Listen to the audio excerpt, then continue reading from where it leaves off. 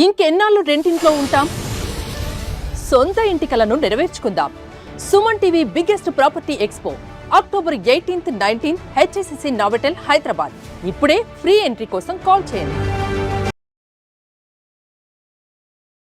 నమస్తే రమగారు. నమస్తే జయ. రమగారు, ఏదైనా మంచి కథ చెప్తారా? మామూలుగా మనం జాతకాలు చెప్పించుకుంటూ ఉంటాం. రేపొద్దున ఎప్పుడో ఏమిటో వస్తుందంటారు. ఆ ఏమిటో రావాలంటే దానికి ఏదో తుది మొదలు ఉండాలి. ఒకళ్ళు ఇవన్నీ విన్నాక అదేదో వస్తుంది అనుకుంటే అది రాదు. వీళ్ళు ఏమిటో బోల్డ్ కష్టాలు వస్తాయి. బోల్డ్ కష్టాల తర్వాత సుఖం ఉందని మనం నమ్ముతామా జయ? ఎవరికి కష్టం వచ్చిందో వాడు రేపొద్దు నేను సుఖపడతానని నమ్మడు, వాడు ఏడ్చుకుంటూ ఉంటాడు. మనబట్టి బయట కూర్చున్న వాళ్ళు ఏం చెప్తాము? ఇవన్నీ శాశ్వతం కాదు, కొన్ని రోజులు కష్టపడు, ఈ కష్టం పోతుంది, మళ్ళీ దేవుడు వస్తాడు, సుఖం వస్తుంది, జీవితం పడుగు పేక, బోల్డ్ కబుర్లు చెప్తాం మనం. కానీ ఎవడు అనుభవిస్తాడో వాడికి మండిపోతూ ఉంటుంది. వీళ్ళు బోర్ కబుర్లు చెప్తున్నారు, వీళ్ళు అలా అనిపిస్తుంది కదా. మనకు కూడా ఏదైనా ఇబ్బందులు ఇరుక్కున్నాం అనుకో, నిన్నటిదాకా పాఠం చెప్తాం మనం వాళ్ళకి, వీళ్ళు మన దగ్గరికి వచ్చేసరికి మనకు ఆ ఫీలింగ్ రాదు. తమాషా కథ అలాంటిది అనమాట ఇది.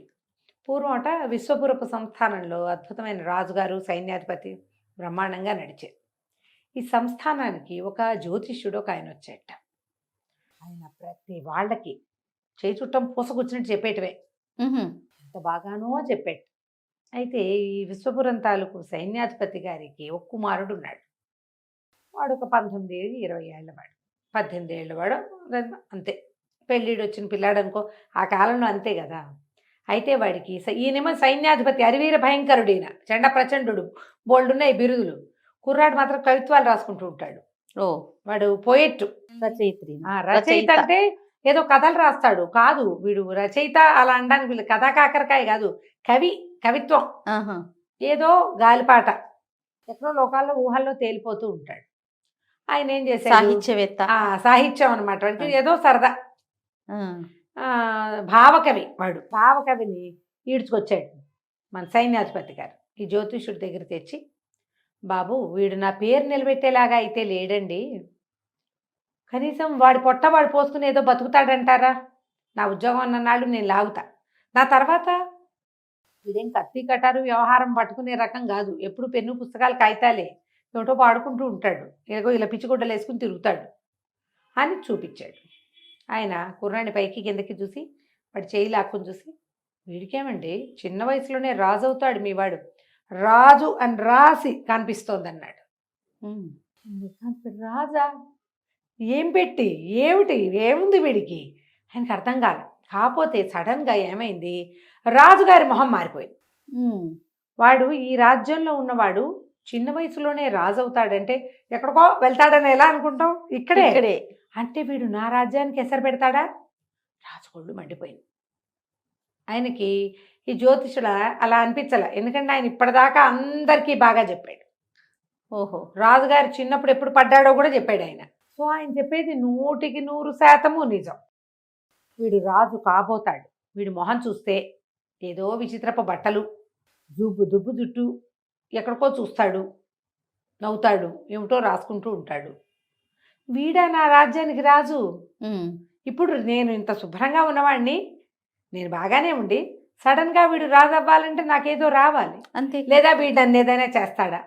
ఇట్లా రకరకాల భావాలు వచ్చేసాయి రాజుగారి మొహంలోకి. వీడిని ఏమైనా చేసేద్దామనిపించేసింది ఆయనకి. సైన్యాధిపతికి ముందు పాల్పోలేదు, ఏం చేయాలో దాన్ని ఎట్లా తీసుకోవాలో తెలియలా. సడన్గా రాజుగారి మొహం చూసేసరికి భయం వేసింది. ఓ నాయనా, ఈయనకి అకారణంగా ఈ పిల్లాడి మీద కోపం వచ్చేసిందే. భలే వారండి అన్నాడు జ్యోతిష్కుడు. మీరేం కంగారు పడకండి, మీ వాడు రాజు అయి తీరుతాడు అని ఆయన ఇంకో చేయి చూడడం మొదలుపెట్టాడు. ఈయన కొడుకుని ఏడ్చుకుని వచ్చేసాడు ఇంటికి. రోజు గడిచేసరికి ఆయనకి భయం పట్టుకుంది. తన ఆబ్సెన్స్లో రాజుగారు తన పిల్లాడిని ఏదైనా చేసేయిపోతాడు. ఏమనిపించిందంటే, బతుకుంటే బలిసాగు తింటాడు, ఈ ఊళ్ళో నుంచి బయటికి తోసేస్తే ఎక్కడో చోట బతికే ఉంటాడు పిల్లాడు అని చెప్పి, ఒరే నాయన నువ్వేమిటో రాజు అవుతావని ఆయన ఎవడో చెప్పాడు, అవుతావో ఏమిటో నిజంగా నేను, ఆయన అందరికీ నిజాలే చెప్పాడు, ఊళ్ళో ఉండద్దు, పో నీకు చేతికి నచ్చిన బట్టలు పట్టుపో, చేతికి వచ్చిన బంగారం పట్టుకెళ్ళు, నీకు కావాల్సిన డబ్బులు తీసుకో, ఈ దేశంలోకి రావద్దు, నువ్వు బతుకుంటే మళ్ళీ కలుసుకుందాం, వెళ్ళిపోమని కొడుకును ఒక గుర్రం ఎక్కించి పంపించేసాడు. తను పోయి రాజుగారి దగ్గరికి వెళ్ళాడు. వెళ్ళి, అయ్యా మా అబ్బాయి రాజు అవుతాడని చెప్పాడండి జ్యోతిష్యుడు, తమరు విన్నారు కదా. ఎటు పోయి ఎటు వచ్చి వాడి వల్ల రాజ్యానికి ఏ అసలు వస్తుందో తెలియదు, అందుకని మా వాడిని దేశ బహిష్కారం చేసి పారేశానండి.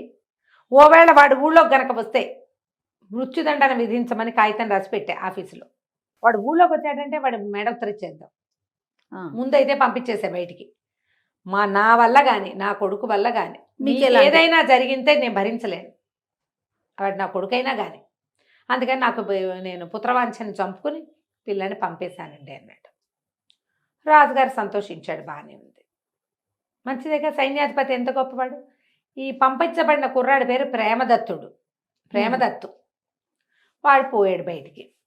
వాడికి ఏమిటి రూపాయి సంపాదన, డబ్బులు సంపాదించుకుందాం, మనం తినాలి, రేపేలాగా ఎల్లుండేలాగా ఈ వ్యవహారాలు వాడికి ఏం లేవు. ఆ డబ్బులు ఉన్న నాళ్ళు తినేశాడు, డబ్బులు అయిపోయినాయి. వాళ్ళు ఎవరో మీ గుర్రం ఇవ్వండి మాకు, కొన్ని రోజులు అన్నం పెడతామంటే గుర్రం ఇచ్చేసాడు, అయిపోయింది. గుర్రం డబ్బు అయిపోయింది. ఇక వీడు పుస్తకము మిగిలినాయి. కొన్నాళ్ళకి తిండి లేక వాడికి ఆ పుస్తకం మీద ధ్యాస కూడా పోయింది. నీకు 4 వేళ్ళు లోపలికి వెళ్తుంటే భావాలు కవిత్వాలును. అవును, అవేమీ లేవు, కడుపు కాలిపోతుంది. భావ కవిత్వం ఎక్కడి చూస్తుంది, భావాలు కవిత్వాలు ఏమి ఉండవు. ఇక ఆయనకి కొన్నాళ్ళకి మనుషుల్ని చూస్తే వాడికి విసుగు పుట్టే పరిస్థితి వచ్చింది వాడికి. పాపం తండ్రి నమ్మాడు జోస్యాన్ని, వీడు మాత్రం నమ్మల. నాకెక్కడి నుంచి వస్తుంది రాజ్యం, చివరికి నాకు అన్నానికి కూడా గతిలేని స్థితి వచ్చిందే. కవిత్వం అన్న కూడా విరక్తి పుట్టింది. ఓ ఊళ్ళో ఒక రోజంతా తిరిగాడు, వాడికి తిండి పుట్టలే.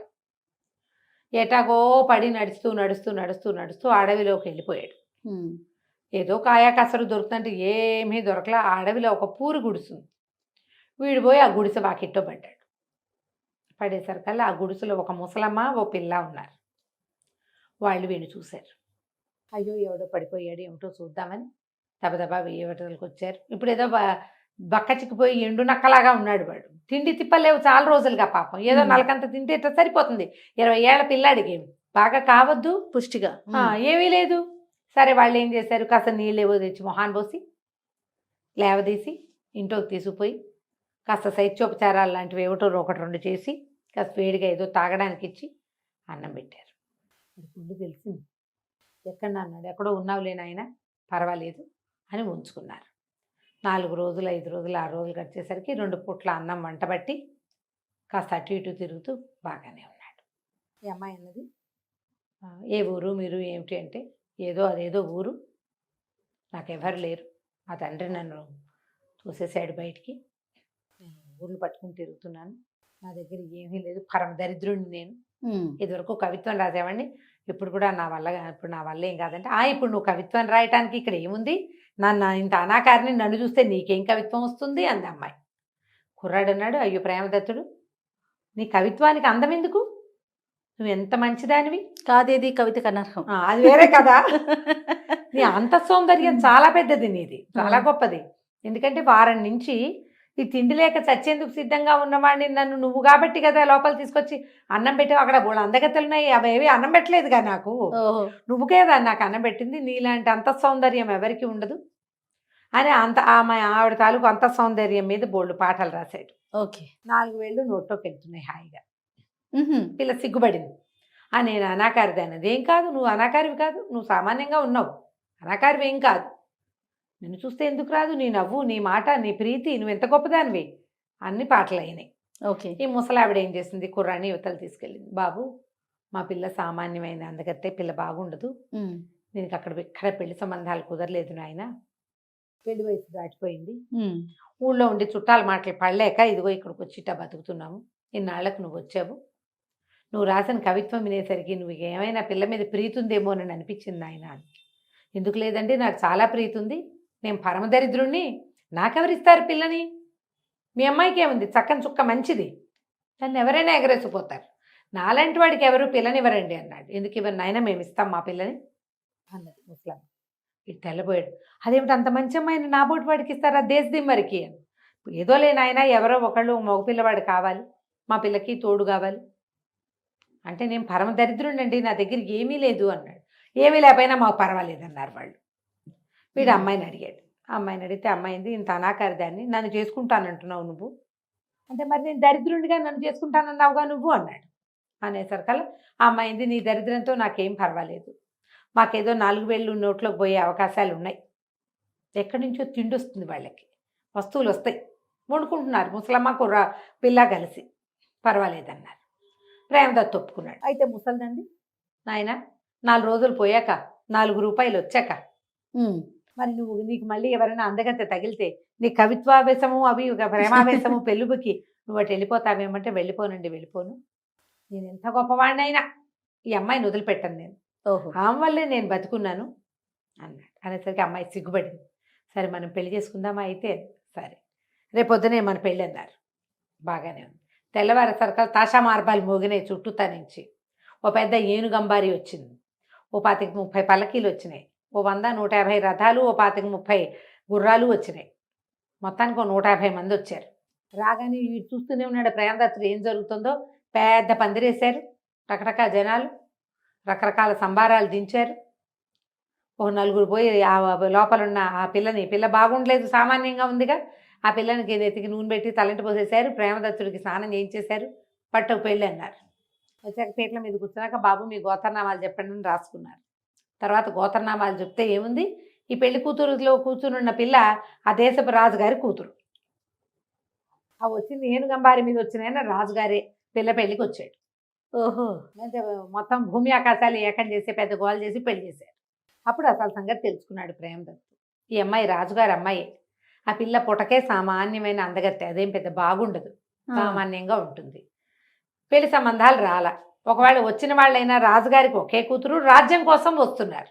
ఈ పిల్ల 2 ప్రశ్నలు వేసి ఈ అమ్మాయిని చూడగానే వాళ్ళ మొహాలు వెలక్కపోవటంతో, వీడికి నేను నచ్చలేదు, నేను వీడిని చేసుకోను. అప్పుడు ఎవరికి నచ్చుతుంది? సామాన్యమైన పిల్ల గబుక్కుని ఎవరికి నచ్చదు. అవును. దాంతో మాట్లాడుతూ ఉంటే దాని అంతఃసౌందర్యం అర్థమవుతుంది. ఈ అమ్మాయి ఏమంది, అందుకని నాన్న ఇలా అని పొలంగా దీన్ని రాజ్యం కోసం పెళ్లి చేసుకునే వాళ్ళు వద్దు, నాకు నా కోసమే నన్ను చేసుకునే వాళ్ళు కావాలి, ఎవరైనా దొరుకుతారేమో చూద్దాం, ఊరు బయట ఓ గుడిసేసి నన్ను వదిలిపెట్టు, సామాన్యంగా నేను బతుకుతా, ఎవరైనా నా మొహం చూసి నా గుణం చూసి వస్తే గనక వాడు ఎవరినైనా సరే నేను పెళ్లి చేసుకుంటా, వాడే నీ రాజ్యానికి రాజు. ఓహో, నీకు వద్దనుకో, నాకు పిల్లాడు పుట్టాక పిల్లాడికి ఇచ్చుకో రాజ్యం, నా భర్త నేను నా రాజుగారి అమ్మాయి అల్లుడుగా మా దారిని మేము ఉంటాం. రాజు ఒప్పుకున్నాడు. లోపల అంతఃపురంలో ఉండే ఒక ముసలి దాదినిచ్చి రాజకుమార్తెను తెచ్చి ఊరు చివరి పెట్టారు. నెల వారం సరుకులు వచ్చేవి, వీళ్ళు అన్నం వండుకుని తినేవాళ్ళు. వీర ఎవరెవరో వచ్చారు, ఎవరు అమ్మాయిని దృష్టిని ఆకర్షించాల. ఈ వాకిట్లో పడిపోయిన ప్రేమదత్తుడికి నీళ్ళు పోసి అన్నం పెట్టి వాడి మనసు గెలుచుకుంది అమ్మాయి. ఝామని పెళ్ళయింది. ఈ అబ్బాయిని ఎవరు ఏమిటి కనుక్కుంటే సైన్యాధిపతి గారి కుమారుడు. ఓహో, మరి కుర్రాడు ప్రేమదత్తుడు సైన్యాధిపతి కొడుకు కదా. అవును. దాంతో వీళ్ళందరూ గోత్రాలు బాగుంది, క్షత్రియులు, మనకు కావాల్సిందే, వీడెవడో దారిపోయేవాడు కాదు. అంతే ఈ ప్రేమదత్తుని రాజ్యానికి రాజుని చేశారు. తర్వాత ఉత్తరం రాశారు, మీ సైన్యాధిపతి కుమారుడు మా అల్లుడయి మా రాజ్యానికి ఉత్తరాధికారి అయ్యాడు, మేము ఫ్రెండ్స్ అని పాతరాజు గారికి తెలియజేశారు. కథకంచికి మనం ఇంటికి. బాగుంది రమ్మగారు. మనకి దశా విశేషం ఉంటే ఎక్కడ పడేసినా లెగుస్తుంది. ఎక్కడ ఇప్పుడు ఆ టైం కోసం మనం వేచి ఉండాలి, అంతే. ఈ కష్టాలు ఉంటే వాటి కోసం కుంగిపోయి కునారెళ్ళిపోయి జీవితేచ్ఛ పోగొట్టుకోకూడదు, భగవంతుడి మీద నమ్మకం పోగొట్టుకోకూడదు. ముందుదండి ప్రధానంగా ఈ 2 ఉంటే ఖచ్చితంగా ఆ టైంకి మనకి ఏది రావాలో సిరిదా వచ్చును సలలితముగా నారికేళ సలిడము భంగిన్ అన్నారు. అదే కొబ్బరికాయలోకి నీళ్ళు వచ్చినట్టుగా అవే వస్తాయి. నమస్తే.